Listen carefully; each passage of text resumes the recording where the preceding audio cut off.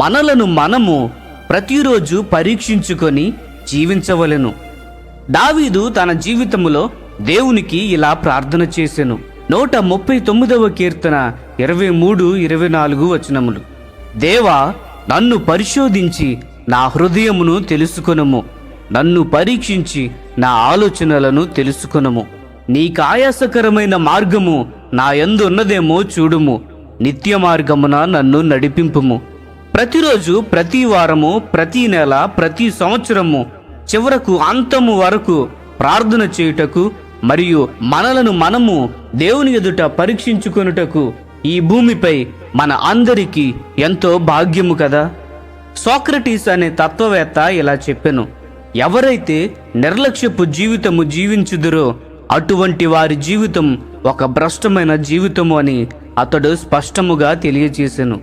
ఇటువంటి తెలివైన వ్యక్తి ఒక సాధారణ భూ సంబంధమైన జీవితము జీవించే వ్యక్తికి ఈ విధముగా తెలియచేయుట ఎంతో అవసరమైనప్పుడు మనము పరిశుద్ధాత్మ స్వరమును విని పరిశోధించి మరియు మనలను మనము పరీక్షించుకొనుట మన పరసంబంధమైన జీవితమునకు ఎంతో అవసరము కదా. అవును, ప్రతిరోజు దేవుని ఎదుట తప్పనిసరిగా మనలను మనము పరీక్షించుకొని జీవించవలెను. పాపము ఏ రూపంలో ఉన్నా అది పాపమే, ఇది నా బలహీనత అని చెప్పటము ద్వారా నీవు దానిని మరుగు చేయలేవు. ఆ విధముగా చెప్పటము సరి అయినది అని నీవు అనుకుంటే అదే నీ రహస్య పాపము. అపోస్తులుడైన పౌలు 1 కొరింథీయులకు రాసిన పత్రిక 5వ అధ్యాయము 6-7 వచనములలో, మీరు అతిశయపడుట మంచిది కాదు, ఇది నా బలహీనత అనుట మంచిది కాదు. పులిసిన పిండి కొంచెమైనను ముద్దంతయు పులియజేయునని మీరెరుగరా? మీరు పులిపిండి లేని వారు గనుక క్రొత్త ముద్ద అవుటకై ఆ పాతదైన పులిపిండిని తీసి పారవేయుడి. మీరు ఆ విధముగా ఉన్నారా అని ఎంతో కఠినముగా హెచ్చరించెను.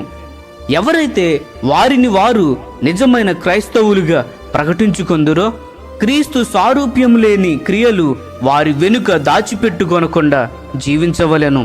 ప్రియ స్నేహితులారా, మనము దేవుని వెలుగులో ఏ రూపంలో ఉన్న మనలో నిలిచి ఉన్న పాపమును పరీక్షించి తొలగించుకొనుటకు కావలసిన కృపను మనకు దయచేయమని ప్రార్థించుదాము. ప్రియ స్నేహితులారా, ఈ సందేశములు మీకు ఆశీర్వాదకరముగా ఉన్నట్లయితే లైక్ చేయండి, సబ్స్క్రైబ్ చేయండి.